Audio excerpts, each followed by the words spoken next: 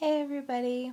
Um, so last weekend was pretty eventful, um, but not all in a bad way, so let me explain. Um, so I just, um, Friday night, after a lot of like pain and vomiting of my formula, which, I have a GJ tube, so I shouldn't be vomiting formula because my feet's going into my small intestine. I called the on-call from my doctor's office and they said go to the ER. Well, I went to my local ER and the doctor was not very knowledgeable about feeding tubes in general, and he said, "So what's the problem?" I said, "Well, I'm vomiting my feeds and I have a GJ tube that shouldn't be happening." And he just looks at me all crazy and he said, "What gives you that idea?" I'm like, "Because it's going into my small intestine. That's not normal." He's like, "Well, you must just have a virus." I'm like, "No, dude, it's not a virus because this has never happened. I mean, it's happened to me before with like periods of reverse motility, but I'm not constipated. So I know it wasn't just the reverse motility that like what I've had in the past." So, um, and then he storms out of my room, I guess, because, he didn't take kindly to, and at that point I was getting rather annoyed. He said, "Well, how long is the tube?" And I said, "It's 45 centimeters." And he said, "It can't be 45 centimeters." And I'm like, "It can. Yes, it can, because that's how long it is." And he storms out of my room and they do an x-ray, and sure enough, the J portion of my tube had all completely coiled in my stomach. And so, but I wasn't aware of this because it was really late at night. So I fell asleep, and he came into my room, and this time was considerably nicer and said, "Oh, I'm sorry. You're right. It did coil in your stomach." And I'm like, "Thank you." But anyway, so, and then the trying to find a ride home at 4 o'clock in the morning was its own drama, and I won't go into that. But they did say that since that wasn't the hospital that my tube was placed at, that they weren't willing to touch it, which I don't think I would have let them anyway. So I was sent home, and then the next day I went to my hospital, which is in Columbia. It's about 30 miles away from where I live. And so I went in, and the first thing they did was hook me up to IV fluids because I was severely dehydrated. And they got the records from the Capital Region, the local ER, um, and they said, "Yeah, your tube is completely coiled in the stomach, so what do you want us to do?" And I said, and this was Saturday, and I knew radiology wasn't on.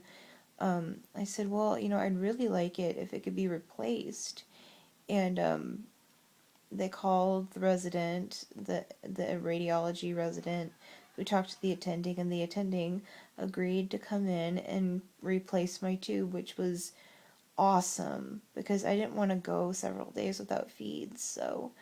Um, so they wheeled me up to radiology. Whenever the radiologist got there, it took a couple hours, and went up there, and they got me on the table, and he pulls out this kit, and he shows it to me, and he's like, "So would you rather have the long tube or do you want a Mickey button?" And I said, "Definitely the Mickey button." So um, I'm an 18 French, and he couldn't find a 45 centimeter in 18 French, so we just used the 30 centimeter and ended up working just fine.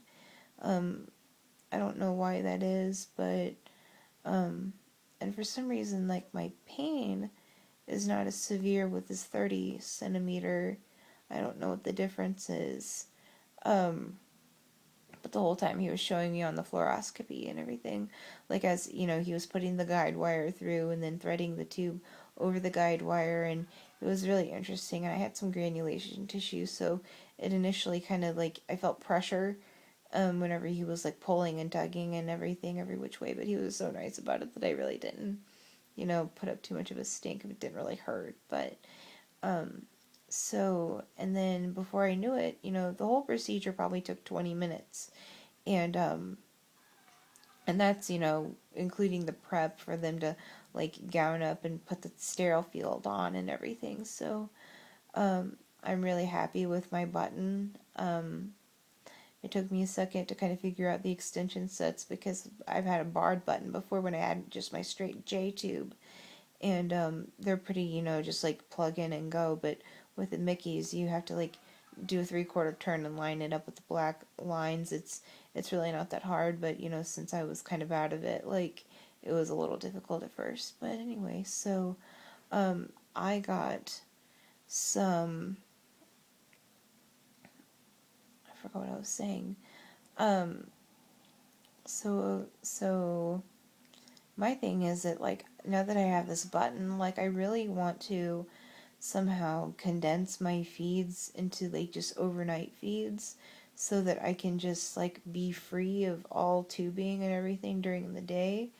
But I'm realizing that that's probably not going to work, even though I can tolerate, a rate up to 80 cc's an hour.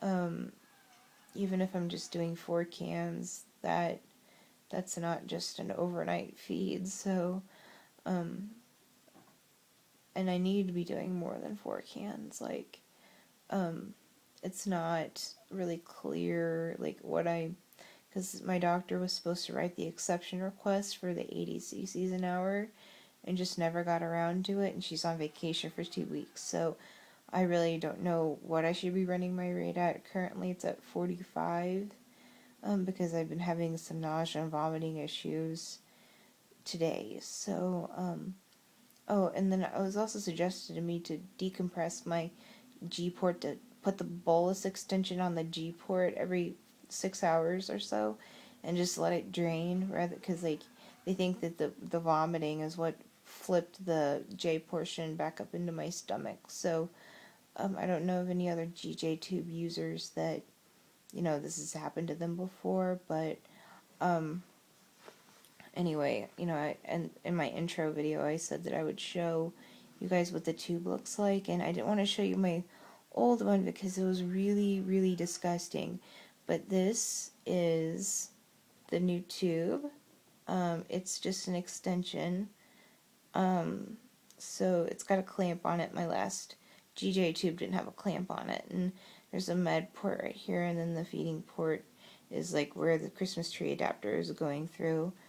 And the button kind of looks like that. And it just looks like a G button actually, but you can see on the side that there's a gastric port, and then of course I'm feeding into the jejunal port. And I like the Mickeys because they lock. And when I had the barred, it didn't lock, and that resulted in a lot of misconnections. So, not misconnections, I'm sorry, a lot of pullouts, which made for a lot of messy beds and like congealed feeds to wake up in. How's that for a good morning wake up call? So anyway, that was my weekend, and now I get to cancel that appointment that I had on Wednesday for consult to get the tube switched out. So anyway, just it was bad at first, but it ended up being a good thing. So anyway, thanks for watching, and I hope you guys have a good night. All right, thanks. Bye.